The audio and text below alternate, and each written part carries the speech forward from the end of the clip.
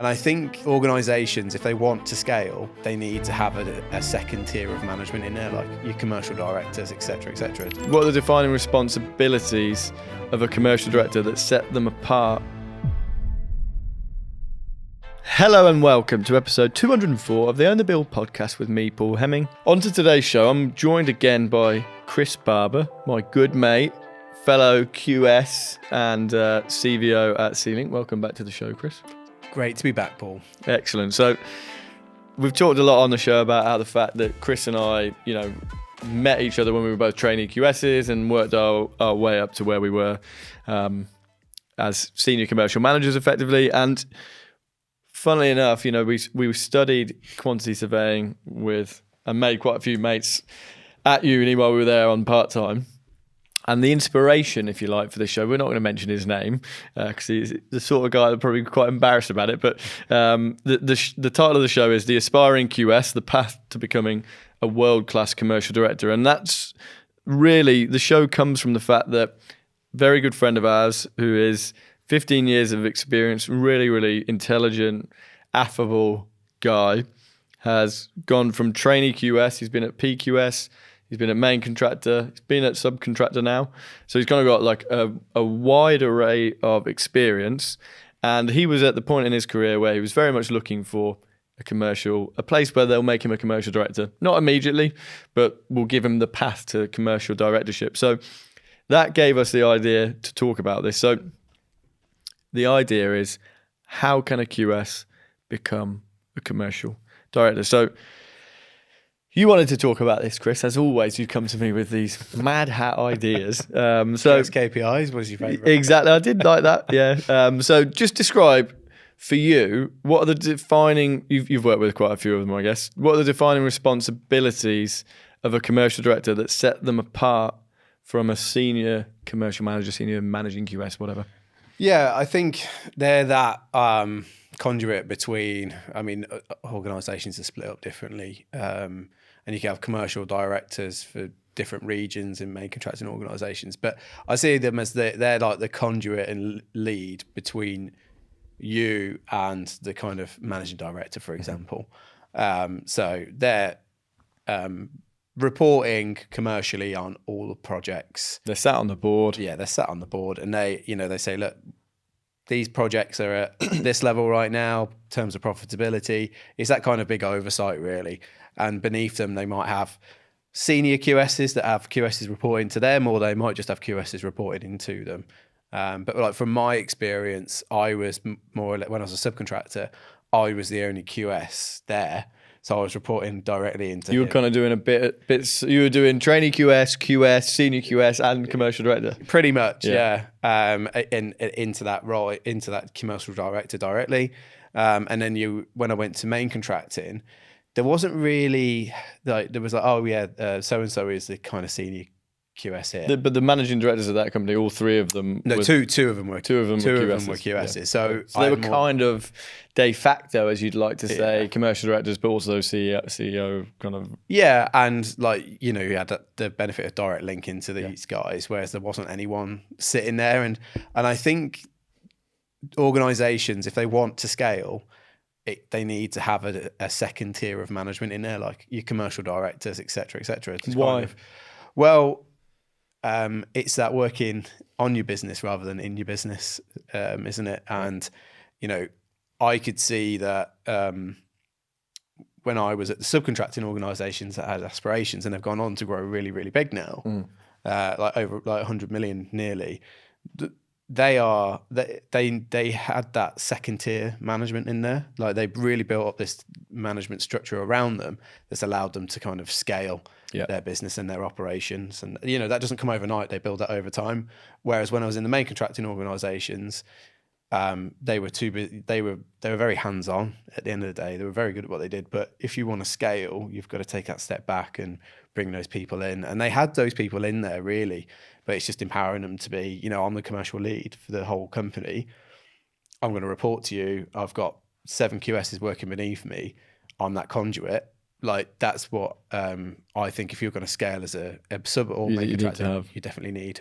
Yeah, I mean, it's interesting, isn't it? Just reflecting then on, because actually I had commercial directors to start with in the smaller business. So it was like a 25, 30 million pound subcontract business. And then actually in the very, very big couple of billion turnover, there wasn't a commercial director in the UK, which I was kind of doing a similar role, right? I was managing I was direct reporting to like the directors there. But in terms of my perception, I guess, my first ever commercial director, his name was Neville Grunwald. He works for Waits now. Absolutely amazing guy. And I was a trainee, right? But like in terms of what you need to have in your armory as a commercial director, like I was looking at him and thinking, God, you need to be able to do X, Y, and Z. And what were those things? One, he was unbelievable contractually. Like he could just read a contract. You could give him a contract and say, I've got this dispute, and he'd go to the right clause.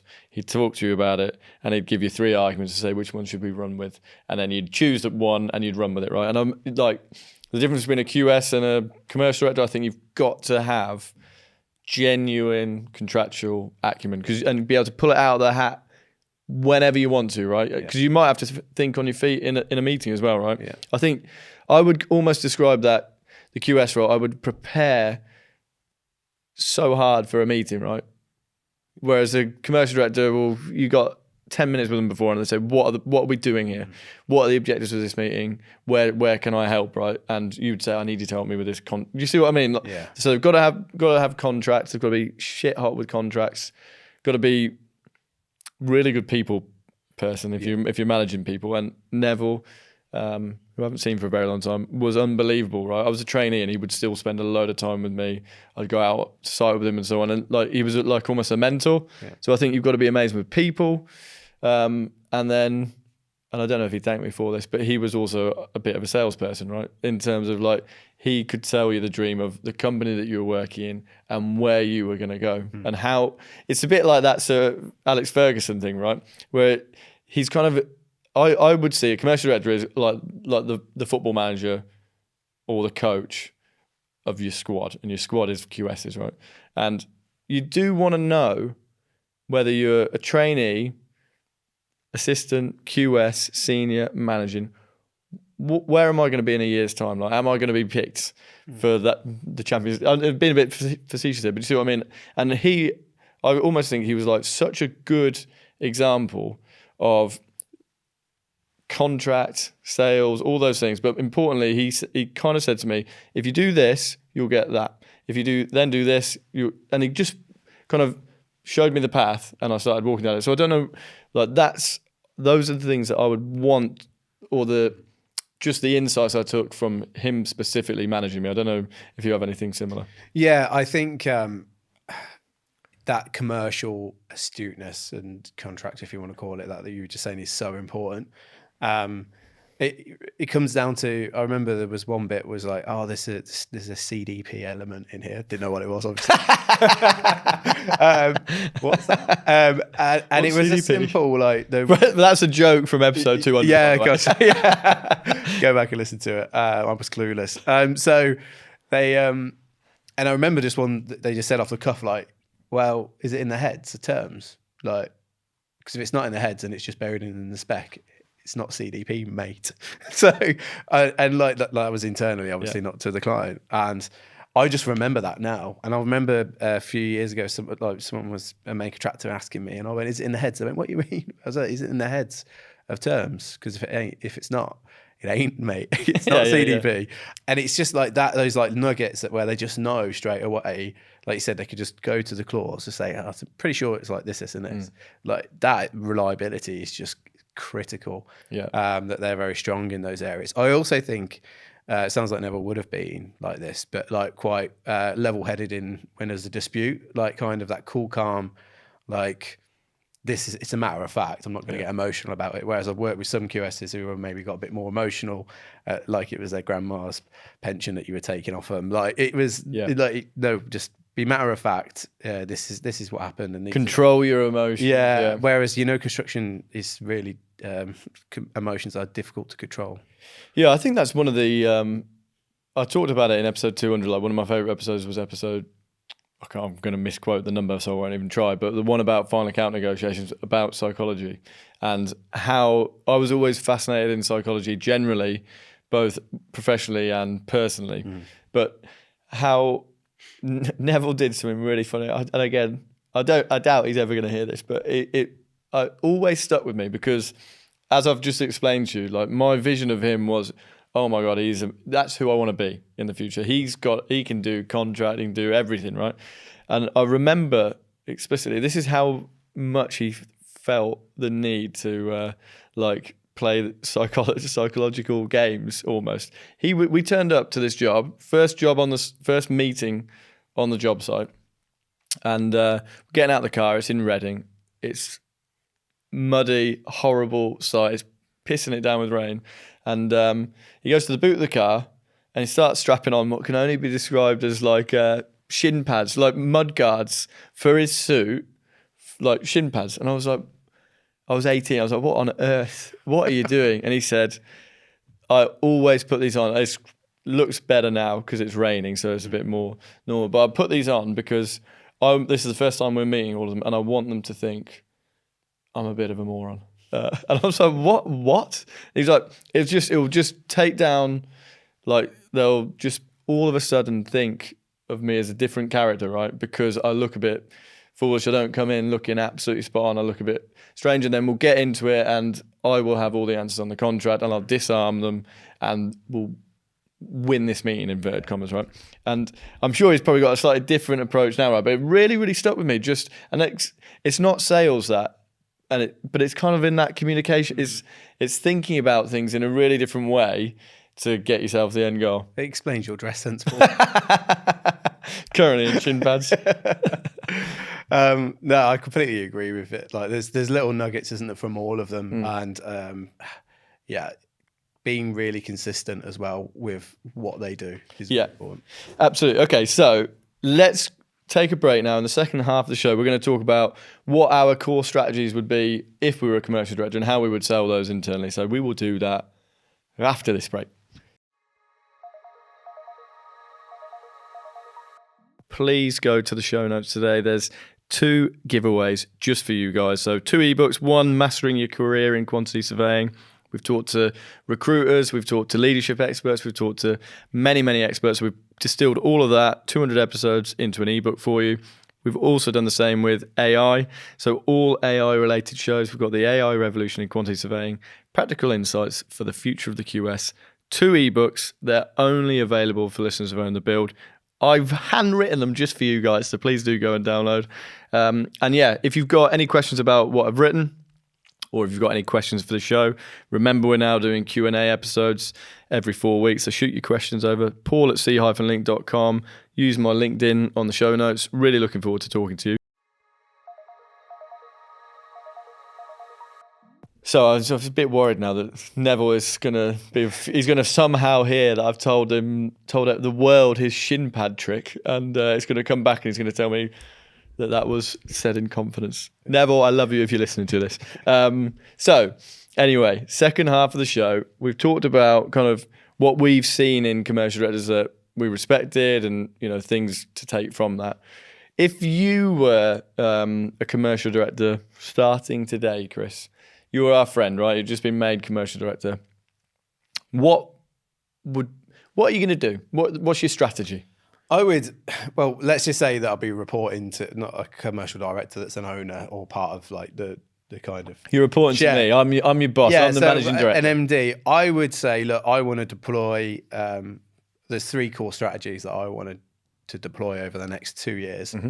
And that would be a supply chain strategy, a people strategy, and a technology strategy. And I kind of think the tech actually loops into those 2 points anyway. We might cover it off when I talk about it. But I would say, look, I want a kind of 30, 60, 90, maybe 120 day plan. And these are kind of the milestones I want to achieve. And these are the 2 things I want to run in tandem. I would say, the kind of, all 3 things, like the technology, the people, and the supply chain. And these are what they look like in terms of the milestones. So let's go back into like supply chain. And what I would say with this is like, I'd be assessing the strengths of our supply chain first. So you could go and speak to all your key people on site, your key QSs and stuff, all of them, just sit down with them for an hour and say, look, who are like the subbies you really like working with? What are the trades? Just get some real key bits of insights from those people and say, right, that's great. I've got a bit of a fuller picture now of them, and go through that with your with your team, and then really understand actually how strong is our supply chain. We typically going to procure 20, 30 packages covering these trades on pretty much every project. We're going to do 10 million. What is our exposure? How much re-tendering we're going to have to do? And how strong is it if one of those goes insolvent, their capacity's been taken up, etc. And you can try and build out that rich picture. So you could say, look, in the first 30 days, I want to have that rich picture of my supply chain and it's how strong it is. Then I'm going to assess how I'm going to improve it and come up with a strategy of how you're going to improve that. And then I would be interviewing the existing supply chain. What do we do well? You're starting to sound like Peter Jackson. You. Yeah, I know. I do. Like I said, it's my favorite episode. What do we do? What do we do well? What can we improve? And then getting their insights in that and collecting that and then summarizing it. So they might say the standardizations of your tender inquiries is crap. Yeah. I want a standard tender that comes out. It's always consistent. It's got this information, et cetera, et cetera. I want to see your pipeline. I want to see X, Y, and Z. Yeah, exactly. So then you can you get their insights. What can we improve? And then the next kind of what might come from that is like, do we run a supply chain day and say, look, we're actually identified. We've got a whole of 2 dry liners. So I've actually gone to market. We've tendered with these people before. I'm going to pick up the phone to them, speak to them, and try and build up a relationship with more of them, as many as you can. Yeah, like that's practically possible, and say, right, whittle it down. I think these guys would be really good to deliver us projects in the next 2 years. Yeah. Right. So then we only need 4, let's just say, in this. So we're going to invite our existing guys and 2 to 3 other prospects and get them in and say, look, we're going to be tendering £100 million worth of work in the next 2 years. I need you to tender at tender stage. So we're your quote's in there and it's not gone somewhere random, just to get a cover quote. And you're going to secure work with us, providing you do X, Y, and Z. So would you tell them that, you will secure a job with us? In these 2 years, we're going to get 5 jobs. Yeah. You're going to get 5 tenders. I guarantee you will get 1 project with us. Yeah, and you could caveat it without sounding too like kind of QSy. Yeah, too Teflon, right? But you could say, look, as long as your like credit ratings, Teflon Chris. I've never been called that. But as long as it stays, you could say your credit rating stays like this, et cetera, and your performance on tendering is really good. It's fair enough, yeah. Yeah, these are fair comments, and you engage in and you go through this process, et cetera. I think you should. I'm going to want to do that as well. I'm the subby. Yeah. I'm happy to enter that process because that's like a minimum 20% win rate, right? Like I'm going to do it with you because, most subbies will say they want somewhere between 25 and 33% win rate, which is good in my opinion, right? I know some that are on like 5 to 10%, and they're doing loads and loads and loads. But if you could, and it's such a cost for the subby, which is why it's really interesting that you're sweeping this into your strategy as a commercial director. The first thing you're going to do is solve your supply chain, right? Because they're your heartbeat, right? Exactly. And this also links into your people strategy, right? So you're augmenting the supply chain experience throughout the whole of the organization that satisfies what your internal stakeholders want. They want these subbies. They actually need more subbies because they feel like they're overstretching, or they're going out to market and they're winging it, like most people are, and they get someone on board and they're not the right fit and they ends in a dispute, or they don't work with them again. It's a completely waste of energy, in my opinion. You want to be working with people that consistently pick up the phone. When I said I had to skip some of these processes, only because I built up such good relationships, but it was with a handful of people.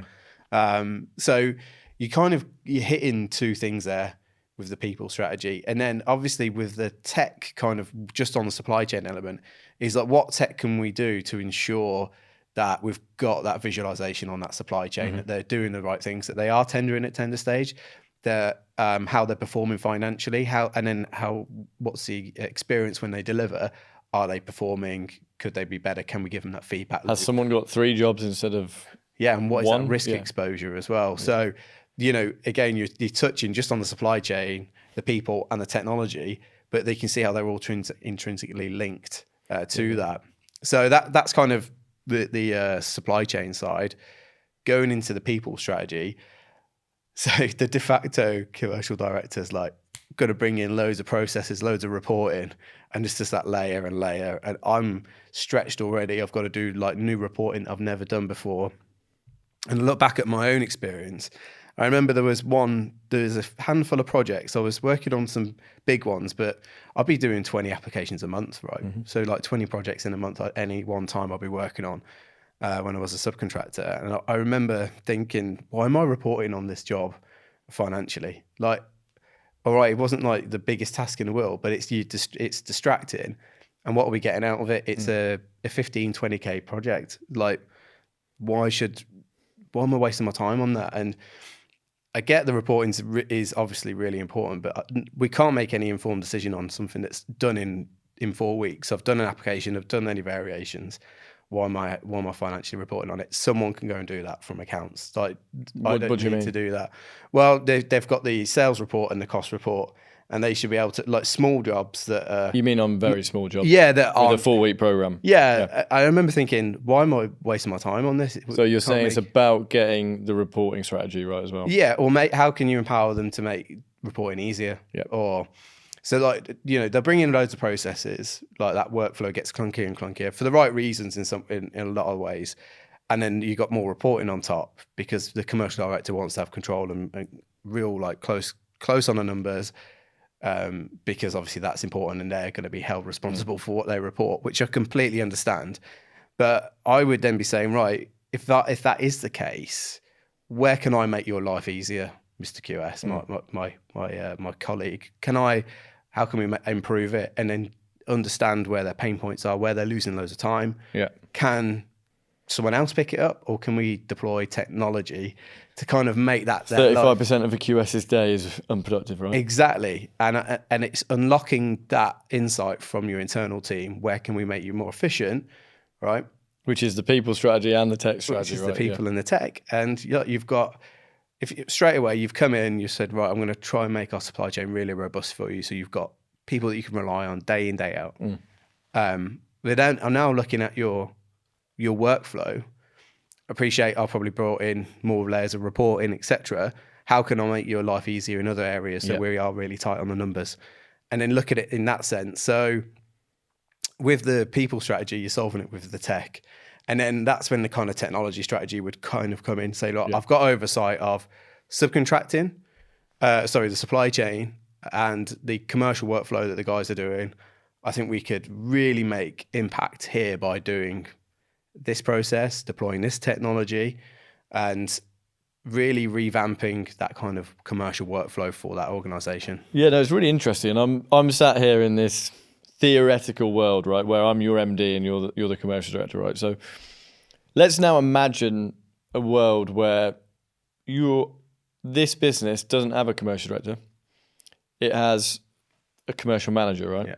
And you're aspiring to become the commercial director, right? And I think unpacking a lot of what you said there, it's really interesting, right?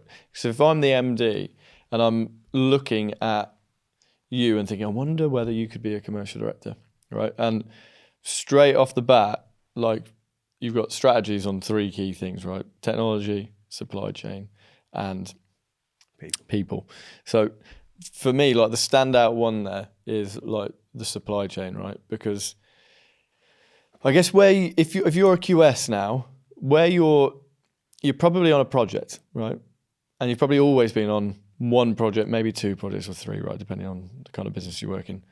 And you probably only ever really cared about that project because you've only ever really been measured on performance of that project, right? But I guess as you're transitioning or aspiring to become a leader in an organization, it is actually having that view that you were saying there, Chris, which was, have we got the right supply chain? Are they working on other projects? Should I get out of my own little project bubble and start thinking about, oh, Chris is over there working on that project, or Liam's over there, or Sarah's over there, and we're all using the same subby. Is that right? Can we actually do something different for the whole organization, right? And I think that's where when you're aspiring, it's that transition, isn't it, where you're getting out of the project psyche, the project mentality, and getting much more into the business mentality, which is, wow, we need a supply chain strategy for absolutely everyone. And you've been in a business, I've been in a business where there hasn't been a supply chain strategy. And what does that mean? It's inefficient workflow, late procurement, loads of problems, right? So it's the way I'm looking at this is kind of what is a good commercial director, but also what could you do and how could you change your thinking as a QS or even like a commercial manager, someone who is a managing QS, right? To start thinking about how do you get to C-suite. And that to me was a standout thing that you were saying there. I don't know what your thoughts are. No, I completely agree. I think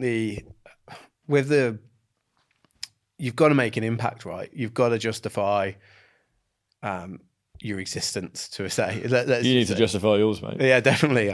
I try. And is the company ready for a commercial director? Like, have they got the aspirations to grow, and try and align that with what the growth strategy is, with what are the C-suite saying? Are they saying they want to do this? They've found a USP here that we're going to try and exploit and go really into this kind of core, like we're going to go in healthcare. There's going to be a big spike in this. We're well placed to deliver it. We're going to do it, but this means that we've got to scale this operation. So just making sure those strategies align. But I do really think that commercial directors, if you made your QS's lives easier, whether that's through technology or doing something simple, like I very rarely had a BOQ on a job. It was always spec and drawings.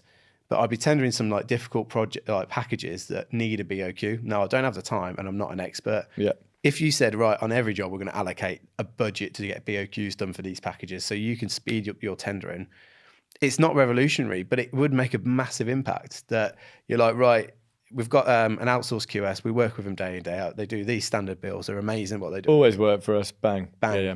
Again, it's a nice process, isn't it? And it is a bit of a supply chain as well, right? They are it's internal. Yeah, it's good for that could be part of your supply chain strategy, right? You go into the subbies and saying, look, you're going to price 5 projects for us. You're going to win one, and all of them will have a pricing document, and you have to use that pricing document. Yeah, great. I'm all up for this, right? It all kind of fits in. They'll all say that they don't. They'll be one of the big bugbears. None of them no come with a pricing bill. document. Yeah. No, completely. Okay, so I guess just kind of lots to think about, and I think we should do a follow-up on this episode. I mean, we've talked there, and your focus has very much been managing down, right? Like and that's probably because you were a QS, right? You were frustrated by the process, and like things could be loads better. So, they always bring it back to football in some way. Is the best managers manage the board and the team, right? They kind of manage both ways, right? And you were touching on it there. So if you've kind of outlined what your strategy would be almost down the chain, whether that's down to the supply chain, down to the technology you're using, or down to the people that you're managing. How would you sell to me, your MD, I'm going to need a budget for the pricing document. I'm going to need a budget for technology. I'm going to need a new QS over here. This is my people strategy. This is my supply chain strategy. This is my tech strategy. How are you going to sell it to me? Because that's half of the battle. Because you're not going to be able to unlock that pain for your squad if you can't unlock the benefits to me. Yeah, and I think it goes back to the start where align with what are they expecting from you. It's like about managing the expectations, right? So, Paul, you're my MD. I'll be saying, right, as a commercial director, what am I getting measured on, and what are you expecting from me? They might say, right, I need you to grow the team from 10 to 15 people. We need to increase our turnover by this. We need to increase our profitability by this. Okay, I've got something to work with there, and this is how my strategy aligns with that. And so what's the vision? What are the goals? And then I'll build, and what your objectives, I'll build a strategy off the back of that. Exactly. What does it mean to be commercial director for you? What are you looking for? Exactly. So you've got to start with that. I fundamentally believe those 3 strategies I've just deployed there would align to pretty much any strategy. You'd have to tailor it. And I would justify quite easily getting a BOQ. I'd say the guys are stretched. So if you want them to do a BOQ, there'd be a concession somewhere else. Do you want it to be on the procurement, on the contract, on the upstream variations where you're going to make money? Where, do you want an impact? Or should we make their lives easier? They're not experts in it, because you kind of expected like, you're a QS, you should know how to do that. Like a QS, I've had subbies throw that back at me. Yeah. You're a QS, you should know how to measure. Like we do, but it's not our forte. We're not doing it day in, day out. There's experts in it. We're more procurement and commercial led QSs. So getting experts to do it to make a real impact and say, right, by doing this, we're going to have certainty. If changes come in and variations, we've got an easy mechanism to manage them and measure them and value them. Yeah. We can also then kind of do this like upstream to the client as well, makes that our lives easier there. And we're going to overall improve the experience for the subcontractor and the QSs and get the people to sign. But I think what you've kind of showcased, I was saying at the start about what makes a good C-suite commercial director, right? Commercial director, you want them to be a rock solid QS. You want them to understand supply chain. You want them to understand contract. You want them to be a good person who cares about the team and manages it, right? But I think what you're actually outlining here is that fourth point of being a good salesperson, right? Because you've just sold me why I need to invest and do a supply chain day. We've never done that. Why do I need to do that? You've told me why I need to invest in a team with potential technology. You've told me why I need to get a bill. Like, there's a lot of things you just told me, and you're gonna have to sell that to me as the QS doing it, and you have to sell it to the MD, right? So I think that commercial director position, and probably any C-suite position, is being able to articulate and sell. It sounds a bit sleazy, doesn't it, when you say salesperson? But do you see what I mean? You're actually, it's like building business cases. It's thinking, how do I change this for the better? And part of that is going to be selling the dream to your QSs, selling the dream to everyone else, right? Yeah, I think it's making that compelling argument, isn't it, about why we should be doing this. And it's not, we did this in the past, it worked. It's actually spoke to the guy, spoke to the supply chain. This is the feedback. We can make real progress here if we did this, and this. Yeah, love it. I mean, that was a rapid fire episode, but lots to take from it. Whether or not will we share it with our good mate? We'll have to, won't we? We will. We'll see him maybe this weekend. And tell him. Excellent. So there we go. And I think this deserves a follow-up. So yeah, thank you for coming on the show, mate. I will speak to everyone next week. We've got the next and latest Question Time episode coming right up after this tomorrow. So tune in for that. And again, guys, please send your questions. Please send us your thoughts. We'll speak to you soon. Chris, see you in 4 weeks, mate. Pleasure as always. Cheers.